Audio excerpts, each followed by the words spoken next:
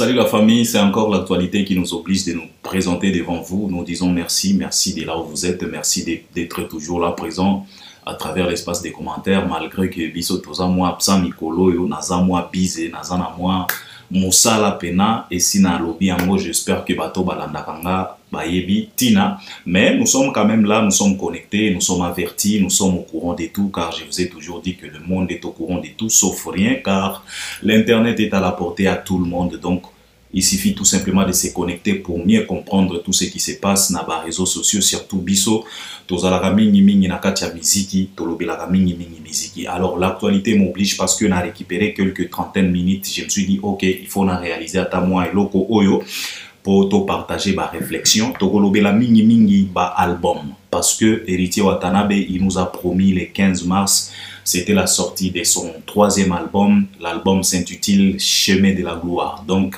CDG, si je dis pas de bêtises, Chemin de la gloire, et bima qu'il est 15. J'ai déjà écouté Banzembo Nyonso, ba titre Nyonso na yoki yango, na yoki, na reyoki, na yeko reyoka encore une fois de plus.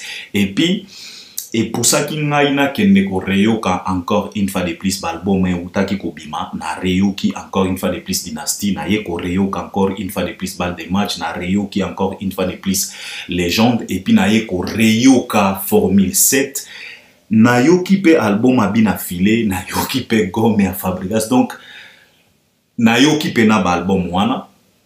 Et je me suis dit, ok, je vais partager quand même ma réflexion parce que même Nabato Ebele, Bakomelingano Albert, quand même, trouve-nous quand même quelques minutes pour que tu puisses nous parler parce que l'actualité, Eza Ebele, Oyozolo Belate, dit quand même quelque chose. Alors, Togolo Bela, album à héritier, ce qui t'a permettre, Bakotouche Pe, actualité Mosusu. Alors, ce qui t'a banni dans ma camba album, nous savions tous que depuis la nuit de temps, l'artiste émissien Fally Ipupa a comme déjà unité de mesure. Albert Premier Naloba Ango Banda Kala ke Fally a sa centre d'intérêt. A comme déjà centre d'intérêt ya musique nabiso. Et puis à Longwa na musique, même na chronique, même na makambonyon, so Fally a comme déjà centre d'intérêt. Donc c'est à toi tout simplement de savoir comment utiliser les noms de Fally. Donc c'est à toi parce que centre d'intérêt à Zawana. C'est à toi de savoir comment utiliser les noms de Fally. Soko oko utiliser à mon andenga mabe etalio. Soko oko utiliser à mon andenga bien. En tout cas, wana pe etalio. Mais Fally, il reste le centre d'intérêt. Il y a musique na biso. Et pourquoi je dis ça, c'est parce que biso nyos toyebi très bien qu'au jour d'aujourd'hui, artiste ebele ya Congo, bakomi kosala makambo par rapport à Fally. Je suis pas le premier. Oya koloba likambo yo, même Koffi Olomide lui-même avait déjà dit ça. En disant que non, en tout cas, Fally a sala qui progrès moko extraordinaire et au jour d'aujourd'hui, tokomi ko sala makambo en fonction ya Fally. Donc vouloir ou pas, bato bakomi ko sala makambo en fonction ya Fally. Et puis toza na miso biso pe tolandaka, tomonaka. Mutu nyonso oya kobimisa nzembo batutaka yango kaka na nzembo ya Fally. Mutu nyonso oya kosala likambo bakosala par tous les moyens possibles ba tout anisa yango na likambo moko boye ya Fally. Soki eza concert, il faut kaka référence ezala ya Fally. Soki eza nzembo, il faut kaka référence ezala na nzembo ya Fally. Donc c'est toujours comme ça. Donc on n'a pas le choix. Même si aujourd'hui on parle d'un autre artiste, il faut boye ba yango que kombo ya Fally et ko apparaître kaka na émission ana. Pourquoi? Parce que unité de mesure, centre d'intérêt. Makambo nyonso ezo salama selon Fally. Donc c'est comme ça. Parce que le mec est tellement fort et c'est la raison pour laquelle makambo komi kokende nenge komi kokende. Alors, balbum ebimaki, batu ba lobby Albert Premier tolingi pe avina yo parce que toyoki pena avi a batu ebele. Bato basali ba classement na bango, balobi ke non, album a Fally, eza numéro 1, deuxième Héritier Watanabe, troisième Ferregola, ceci, cela. Bon, bato bazotia mingi mingi ba kofite, bazotia mingi mingi ba JBT, ba épargner bango parce que bango totika bango ba pema. Parce que de toute façon, ceux qui n'a ligné na la correct, en tout cas, je ne peux pas comparer l'album de Koffi à celui d'Héritier. Je ne peux pas comparer l'album de Koffi à celui de Ferregola. L'album de Koffi est tellement supérieur à l'album Nyonsoana. Mais comme Kofi et Mokwazo Bakeno aza hors série, ye aza vie Pelé, Pelé a kufa na ye déjà un. Tikato tika na ye afanda na kimia. De toute façon ye moko a sali la contre-campagne album na ye. Ye moko a sali l'album na ye marketing Yamabe. Donc c'est la raison pour laquelle JB na Kofi tolongoli bango totie bango pembeni. Et puis to sacrifier pe album ya Fabregas na ya binafile. Bango pe tozui bango totie bango pembeni. To tikali na Fali na héritier na Feregola. En tout cas, tout tika na ba moi misa tout oyo parce que de toute façon, bangonde bazalaka na moi tendance ya kolinga ko la polémique parce qu'en aucun jour tout mona bina filé azolinga la polémique na Fali. Bon, Fabregas a mekaka mais to comprena déjà qu'il y a ça expert na impolitesse, ça expert na hypocrisie donc yé peut to sacrifier to tie pembeni. To tika lika na 3 albums oyo.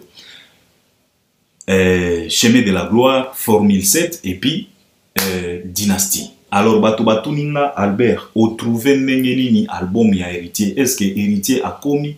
Est-ce que héritier a commis na niveau ya Fali, a commis na niveau ya Formule 7? Nini zangi parce que oyoki déjà album. OK. Na yoki déjà album, na yoki banzembo nyoso. Na sepeli na moi quelques nzembo, na sepeli na Les Barons. OEP a sali déjà clip donc yo moko comprendre que zanzembo moko kitoko. Na sepeli pe na nzembo moko boye makambo ya monde, soki makambo ya monde. Et puis na nzembo moko boye mai nyango pe na yoki ezokende na ba mwa ndenge moko boye. Bon. Je pense que toko yo kakaka. Mais de toute façon makambo na Congo tozalaka na ba habitude ya koloba ke non, moni album ebimi to pesa ngo tant to tika promotion soki ndenge ni, il faut arrêter des choses comme ça papa. Au moins il faut arrêter parce que ba artiste na biso baza ba jeune talenté. Héritier eza 3e album na e Fer eza soki 7e album soki 8e Fali eza déjà 7e album. Promotion nini. Nani yango na République démocratique du Congo ayebi héritier te pour ya ko découvrir héritier lelo. Soki promotion akende ko sala promotion na Côte d'Ivoire. Bisika oyo nanu ba maîtriser ete. Soki promotion akende ko sala promotion na Cameroun. Akende ko sala promotion na Gabon na Togo. Parce que kuna nde baza na besoin ya ko retrouver. Mais na Congo héritier a la promotion ya nini? Nani ayebi héritier te? Fer na Congo a la promotion neti ya nini? Nani ayebi Fer te? Asa jeune talentin, asa au moins quand on parle de Fer, on parle de plus de 20 ans de carrière. 20 ans ya ko exercer musala. Mais mutu oyo aza na 20 ans bozo senga ye promotion. Mutu oyo kolobananga ke non oui Albert Coca-Cola ça fait des années mais ça la ka promotion mais écoute. Il faut savoir faire la part des choses. Hein? Il faut pas mélanger tout. Coca-Cola et ça la promotion te po baye bayango. Parce que Coca-Cola ndenge za wana ta soki lobelité to yebi déjà que ezalaka na boisson o eza na komba Coca-Cola na mondo mobimba. Mais faire soki oke na Togo okozala na du mal soko sala ta micro baladère kaka na Togo okozala na du mal héritier de la même façon. Mais na Congo awa nani ayebi héritier te parce que au moins ba discours ezonga trop oh promotion baza na phase promotionnelle promotion papa. Fallait abimi sa Formule 7. Alobelango combien de fois? Il a passé combien de fois dans le plateau pour décortiquer Banzemba Formule 7? A décortiquer ngo kaka une seule fois et pas à Popo Mpasula. Une seule fois à décortiquer kaka quelques 2-3 nzembo à Tikanaye. Mais Banzembo est bêta, tile le zo bêta na nenge mwa ko sakanate. Alors, album so eza bien. Parce que bisonyo son ndenge toza boye tokola na rumba tobotama na rumba tokola na rumba toyebi nzembo ya bien toyebi nzembo ya bien te nzembo soki eza bien te senga te o soki nini mutu te ndenge toyoka vie na biso quadra alelaka mingi o ba pirata nzembo nanga papa nzembo soki eza bien ata soki ba pirate yango ekobeta kaka. Faire azalaka na nzembo na jugement pe ba pirata yango ebima officiellement te ba pirata yango avant tango ezui nde ba bimisaki yango Donc c'est là pour tout simplement dire que nzembo so eza bien, eza bien. Ata so côté yango makelele, ata so côté yango makelele te papa, nzembo so eza kitoko ba pirater te, il suffit tout simplement ekoma na bafle, ekoma pe na matoi ya bato. Bato ba ko sepela nango. Donc c'est simple que ça. Alors nayoki album a héritier, nayoki banzembo nyoso, nalobi na bino banzembo na sepeli nango déjà ba les barons, makambo monde, banzembo lokola ba mai, na quelques mois nzembo moko boyela bosani kombo nango. Banzembo ya kitoko eza héritier ayembi. Alors ndeko moko atuninga est-ce que Albert omoni que héritier vraiment a commis pena na niveau ya formule 7. Vous savez mes chers frères, hein, ce n'est pas pour rien ba benga album wana divunga. Omoni album formule 7 hein. Eza album ordinaire te. Ndenge to mesana na album ba congolais. Parce que un album ordinaire au format congolais, c'est un album qui peut contenir plus de 20 chansons, mais kuna nakati to retrouver kaka 2-3 nzembo ou ezo sala succès. Wana nde album ordinaire ya ba congolais. Parce que nos albums à la congolaise, et c'est ngate ke banzembo nyonso sala succès pour album etambola. Pour batu ba loba ke non album ebetité. Même générique à pamba ekoki ko bet album. Par exemple, ba vient na biso bantsone, tango ba banda ko bimisa ba album na bango, ba techno malewa. Tango tozo beta ni solo ya techno malewa. To beta kande générique. Okomona générique ya ngomoko soki générique a esimbi pour un album rumba format congolais. Soki générique esimbi na moi une ou bien deux chansons. En tout cas, batu bakoloba ki album ya kinga esimbi. Wana eza album ordinaire. Alors pourquoi je dis formule 7 eza album ordinaire te? C'est parce que formule 7, il ne s'agit pas d'une, deux, trois, quatre chansons. Il s'agit d'un album. C'est la raison pour laquelle, souvent, nous avons l'habitude de dire que Fally ne nous sort pas des tubes dans un album. Non, Fally nous sort un album type. C'est l'album qui est type. Donc, l'album dans son entièreté, l'album, il y a des tubes. Donc, cela veut dire que quand on parle de l'album formule 7, on parle d'un album tube. Parce que Fally nous a sorti plus de 21 chansons. Au Komona, plus de 19 nzembo. Ezo beta, batu bayebi bayemba yango. Ezala na Congo, ezala na Côte d'Ivoire, ezala na Cameroun, partout. Quand Fally propose les chansons de l'album Formule 7, batu bazo yemba. Touti komona yango na Paris La Défense, touti komona yango na OVO, touti komona yango na ING Arena. Et puis, toya komona yango na LDLC Arena, tokomona yango pe na Arkea Arena. Donc c'est un album qui n'est pas ordinaire. Donc album moko moni tango bozolo ba que non Albert, est-ce que l'album a hérité comme na formule 7 formule 7 botika, wana eza pena formule 7. Oyo Fally mo waye malobi que formule pour tout. Un formule eza formule pour tout, formule pour faire danser, formule pour faire chanter, formule pour faire mal, formule pour dominer. Donc eza pena formule 7 et apena formule 7. Donc ce n'est pas du tout évident cet album parce que l'album eza matata. Omoni nakati album formule 7 hein, tokoki kolongola kaka candidate moko. Omoni banzembo soki tozui bango lokola ba candidate. Tozui candidate moko kaka. Na kozwa kutu meidete, SL kutu te. C'est l'amour kutu te. Soki tozui candidate lokola Marlène Ndessa. To présenter yewana. Je pense que na ba album nyoso. Soko tamboli na ba album nyoso oyo uti kopima. Eza na nzembo moko te oyo koki kotelema devant Marlène. Eza te. Technique, style, mélodie. Eza te. Bilengi. Eza te. Alors, na mutu oyo atuninga ke soki héritier a commis na formule 7, héritier a commis na formule 7 te. Et ce n'est pas tout simplement qu'on comme na formule 7 te. D'ailleurs, moi, je me pose la question de savoir est-ce que héritier a commis atana mi ange mi démon. Parce que pour yeba que album est bêti, pour yeba que amélioration moko boeza, il faut to bandana nous comparer, to tikana nous comparer héritier à Ferré, to tikana nous comparer héritier à Fally, to comparer na nous héritier à lui-même. Le projet précédent et à héritier zala qui mi ange mi démon. Ce qui tozui quelques candidates kuna. Nzembo lokola la Coyote, na album moyo. Est-ce que tokoki ko retrouver nzembo? En fait, c'est ça la question qu'on doit se poser. Ba hacker, banzembo wana, ba gombe na gombe. Par exemple, ceux qui t'ont joué à ta gombe na gombe. Dans l'album Oyo ya Chemin de la gloire, est-ce qu'on peut retrouver une chanson comme Gombe na gombe? Yango wana, to bandaki ko se poser la question de savoir na album ya Dynastie. 41 chansons. Est-ce que tokoki kozwa nzembo moko kuna oyo eza na valeur ya jugement? En fait, c'est ça des vraies questions qu'on doit se poser. C'est par là que on peut retrouver que, en tout cas, ba comité. Omoni? Ba comité. Et c'est là où il fallait azalaka moi spécial. C'est parce que na album Contrôle, album ya Suka ya Rumba, ou ya Fali. Ce qui tozui nzembo lokola a flyer.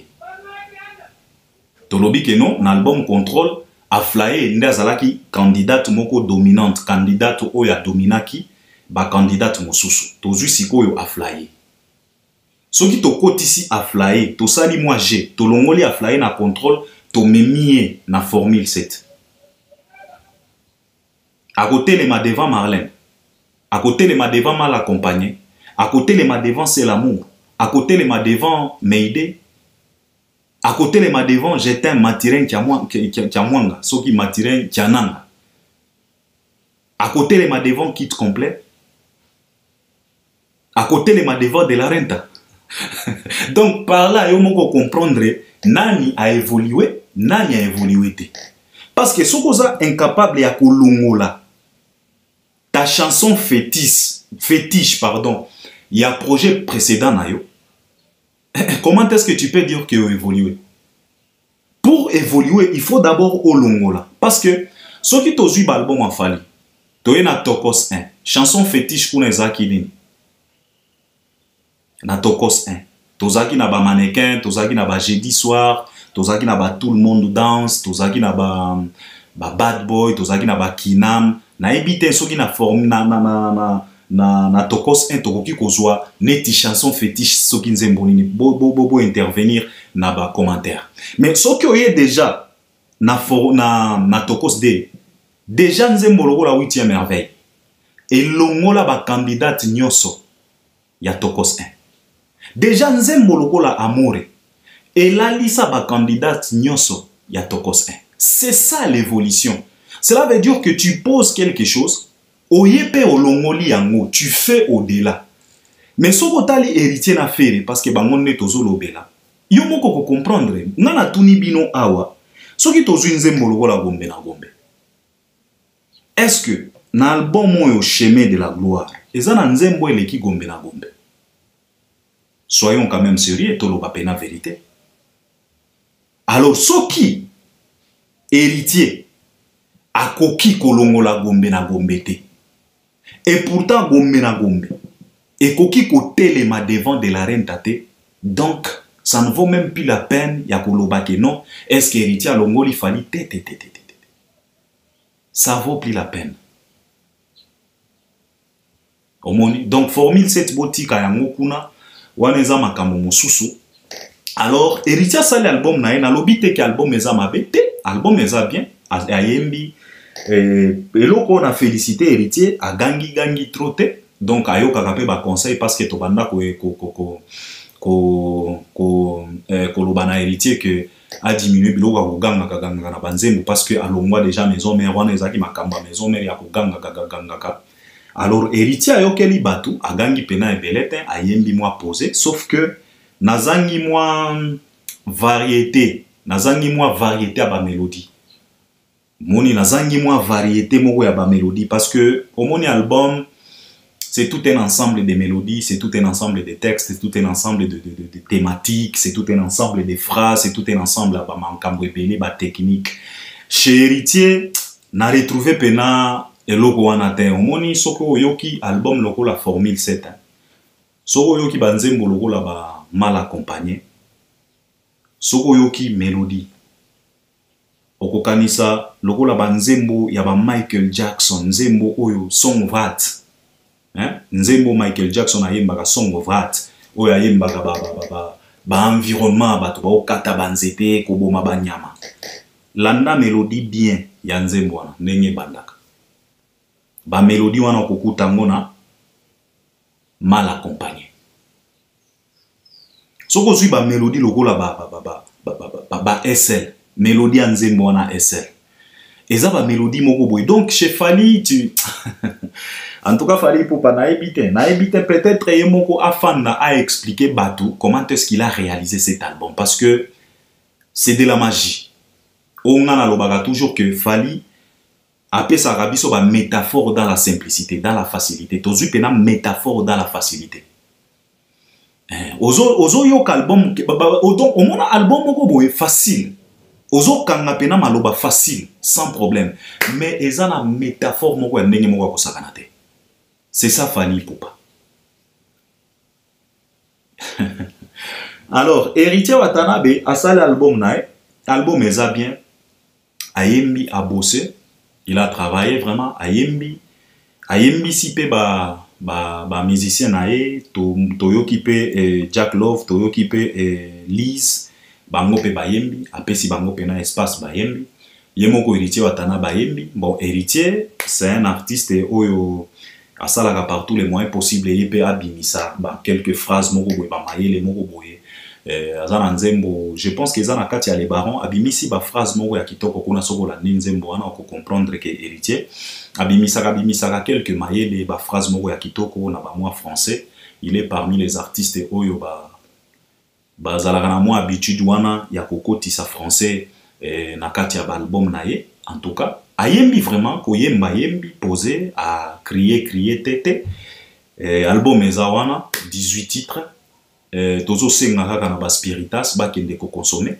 et loko to ko senga na Héritier Watanabe to ko senga ye a se lancer dans la polémique je sais très bien que la plupart y a artistes au bayo kana éteint à l'occurrence Ferré à l'occurrence Fabregas ba ko banda déjà ba pique ya koloba na ye ke no album simbité soki boye soki Héritier za mayele en tout cas abeta bango kara a zappé bango a se concentrer kaka na album na ye soka kosala promotion ndenge tobaka promotion locale akoki kosala promotion na ye locale koleka na ba plateau kosala moi tournée médiatique ko interpréter banzembo na ye kosala par tous les moyens possibles bato ba découvrir lisusu banzembo na ye parce que ce n'est pas du tout évident Thérèse en miné toyebi très bien que les loyo soko bimisi nzembo bako comparer mona de la renta soko bimisi album bako comparer mona na formule donc c'est tellement compliqué je suis sûr et certain que Héritier lui-même il est conscient de ça donc na bato oyo batuna kinga que soki Héritier a comité mais à comité soyons sérieux à comité penate par rapport à formule 7 à comité d'ailleurs kutunga nazoloba par rapport même il y a mi-ange, mi-démon. Je pense pas que Héritier a commis. Bon, peut-être pour Eza Sika, peut-être, mais na koyoka, parce que na yoki pena banzembo nyoso na yoki na reyoki, ti même na quelques minutes na zai na kati ya voiture na oyoka.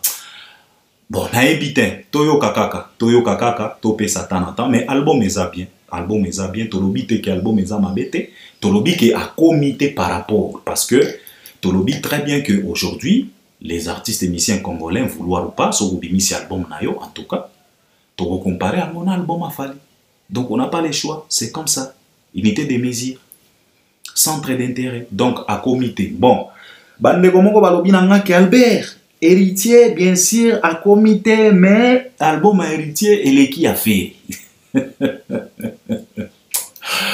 en tout cas bandeko bobino pena bolukaka nini pas à faire et puis ndeko moko alobi na ngaki Albert est-ce que pona yo nini oyo omonaka ke Fally asalaka akotisaka na ba album na ye oyo ba artiste belé congolais bakotisaka na ba album na bango te eza biloko ebele omoni Fally ata soko ke ko enregistrer album na yo na même studio na même arrangeur, na même ingénieur que Fally Ipupa, na même beatmaker que Fally Ipupa, ne pensez pas que tu donneras ou bien tu produire même produit que Fally. Non. Parce que Héritier aussi là travaille avec les Mundele qui travaillent avec Fally, non. Et d'ailleurs, ceux qui kaka album héritier, on va comprendre que eza biloko moko boya formule cet héritier lingakia, mais est limité parce que ce n'est pas Fally. Tu sais, ce n'est pas parce qu'on fréquente une même meuf qu'on peut la satisfaire de la même façon. Non, chacun a sa façon de faire. C'est ça la réalité. Ce n'est pas parce qu'on drague une même meuf, on fréquente une même meuf, qu'on doit la satisfaire de la même façon. Non, toi tu as tes techniques, j'ai mes techniques à moi. Et la go, il est la consciente. A koyeba ke soki na ke pas Albert, makambo ezalaka ndenge. Soki na ke pas Frank, makambo pe ezalaka ndenge. Donc c'est comme ça avec Fally Ipupa. Même si tu enregistres ton album dans les mêmes studios, même ingénieur, même beatmaker, même soliste, même guitariste, et koya ndenge mon côté. Parce qu'il y a Fally et les autres. Fally azana ba secret belé, lelo na robimisa ba secret belé te. Na lobaki secret moko na lobaki yango kala. Force à Fally à travers Banzembo. Force à Fally et résidaka d'abord naba refrain.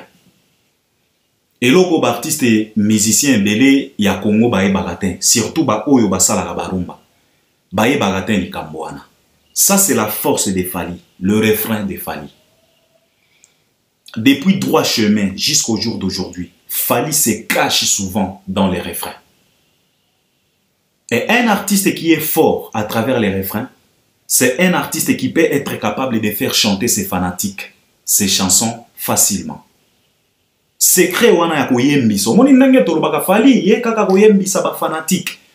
Ezalakande secret. Et secret wana et là la rande na kati ba refrain. Il faut savoir travailler les refrains. C'est la force de Fally. Eza moko ya force ya Fally, travailler les refrains. Zonga depuis Droit Chemin tilelo. Allez visiter plusieurs chansons de Fally, yoka ba refrain. Yo moko comprendre. Par exemple, le refrain loko là, paradisien nayo, nayo, nourrisson. Tentation d'amour, les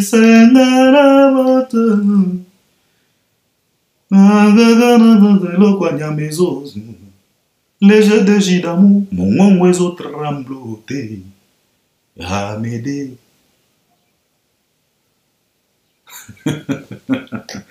Ba refrain loko là, nakokanga sentiment nanga ndenge ninye, yo bibi. Nakozwa makasi ya koboya yo a pied, bibi, oh de la renta, bibi, oh bibi, bibi ministre plan nanga ya bolingo. Kende otala ba refrain a Fally, il est tellement fort na kati ya ba refrain. Atapi melinga, bambongo na yo. Bamituka no sepamba, je m'en fiche de Naligny c'est bolingo, fortune inégalable, donnez-moi ton cœur, chilamouina. Pesana bolingo, Adolphe, et outi à moi, Mouteba.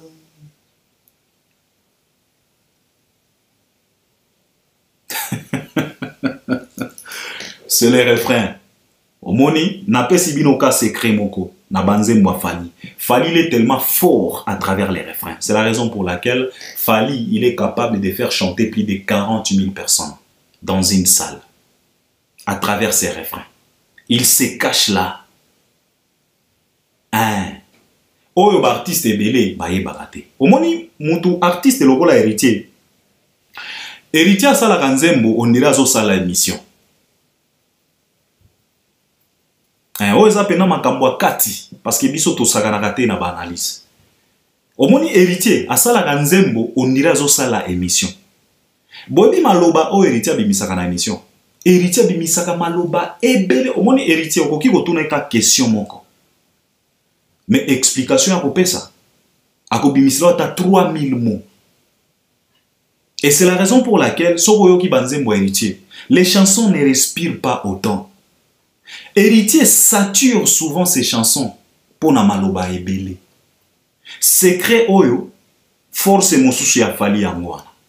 Fally, ce n'est pas cet artiste qui sature la chanson avec maloba. Te maloba mouké.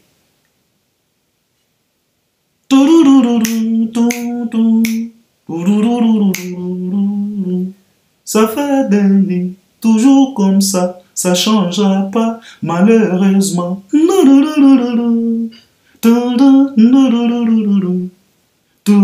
Fally ayemba, souffrance nana, eza kokola.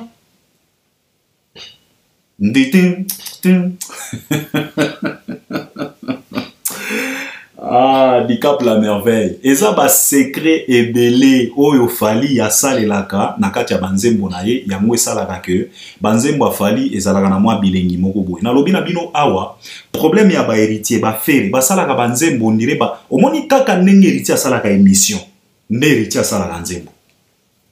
Maloba ebele koyemba ko saturer nzembo. Donc au saturer nzembo na maloba et puis au saturer encore lisusu nzembo na ba mabanga. Okomona nzembo e perdre moi. Au moment où Fally parfois a komi kotika mélodie ya nzembo et respirer. Ata quelques secondes bozoyo kakaka mélodie. Libanga ezate. Et puis Fally a changé déjà façon ya koboa ke na bato. Fally a komi koboa ka bato en chantant. Mabanga chanter. Oyo eza toujours compliqué pour certains artistes. Oyo basala karumba. Bango mabanga na bango eza kaka na kati ya nzembo. All Paul Muto, ekingani oyo, maboko banka, boyekete. Fally akomi komema mabanga na suka ya nzembo. Nzembo ezokende na kosila, Fally amemi bato kuna na suka ya nzembo. Kelly Charleston Warrior, honorable prince Tukuzo. Omoni soko utali banzembo lokola banzembo lokola ba science fiction tala bisika Fally mema mabanga place à bois kaka ba Marco 6 mabanga chanter donc eza makambo ebele omoni lelo yo toye kokota pena na mozindo te parce que makambo akoloba pona ba album eza ebele omoni ndeko atuninga Albert nini oyo Fally atiaka na kati ya banzembo na ye oyo enapesi yo kaka de biloko wana. Fally ne sature pas les chansons na ba maloba ebele te.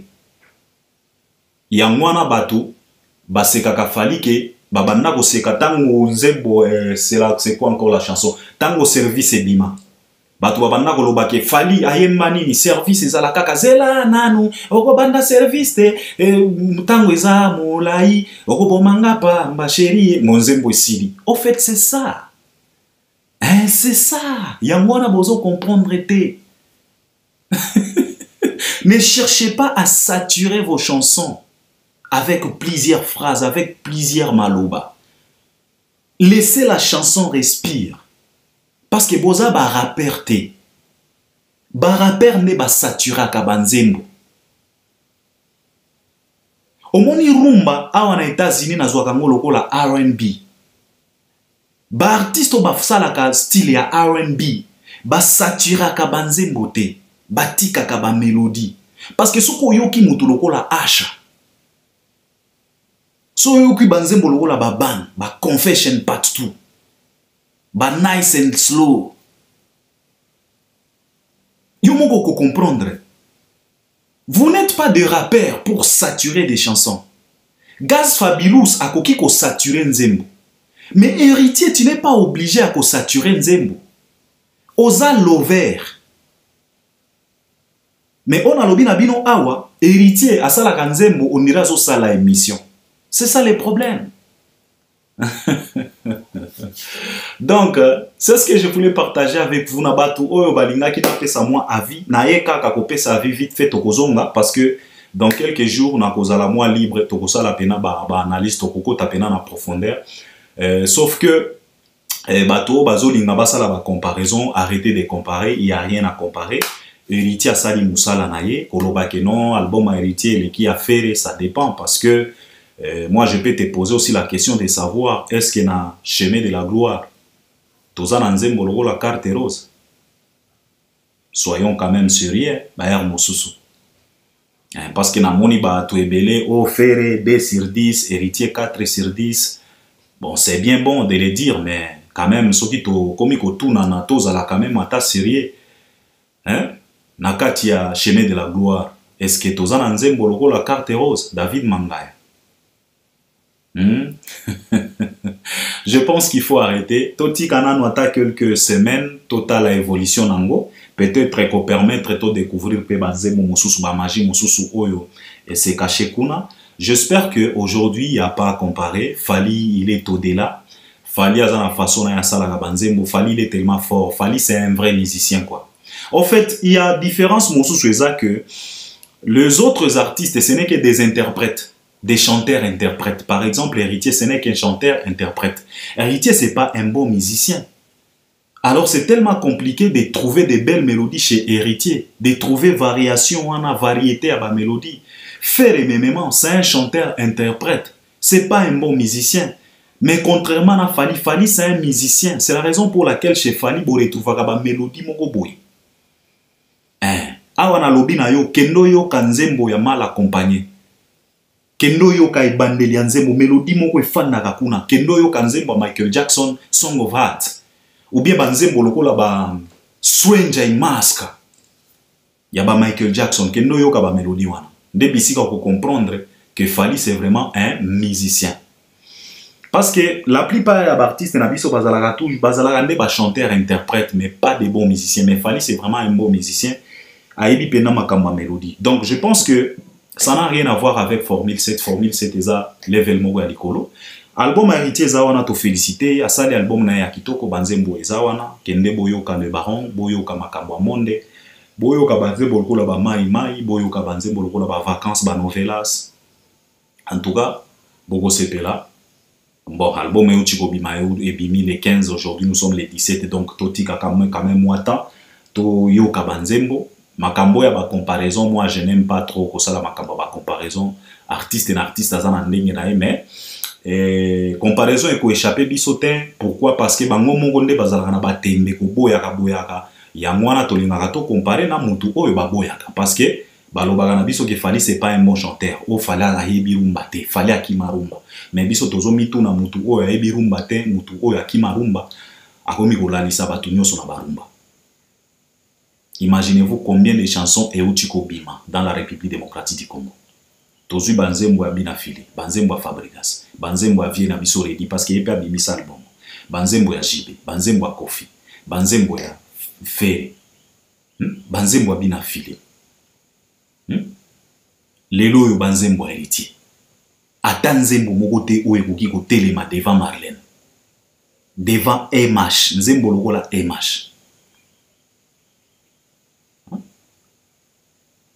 Ba parole eza kuna omoni na formule 7 eza matata formule 7 eza matata banzembo lokola ba 100e dossier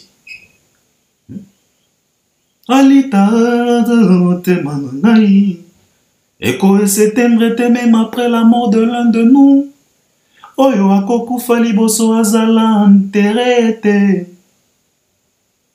batia na pot de fleurs po balona peperomia papa tika yango nazolo banabino ba secret et fanda na ba refrain yoga lokola refrain à 100e dossier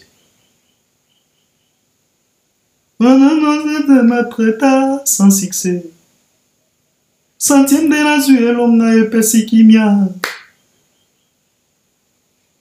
99 jours à balado moko et c'est moi ya course n'arrivé na départé oyo ka refrain force à Fali et fan na mingi na refrain oyo ba artiste ebele congolais nano ba comprendre. Donc c'est ce que je voulais partager avec vous. L'album d'Héritier là quand même félicitations, il a fait du bon boulot, il s'est concentré.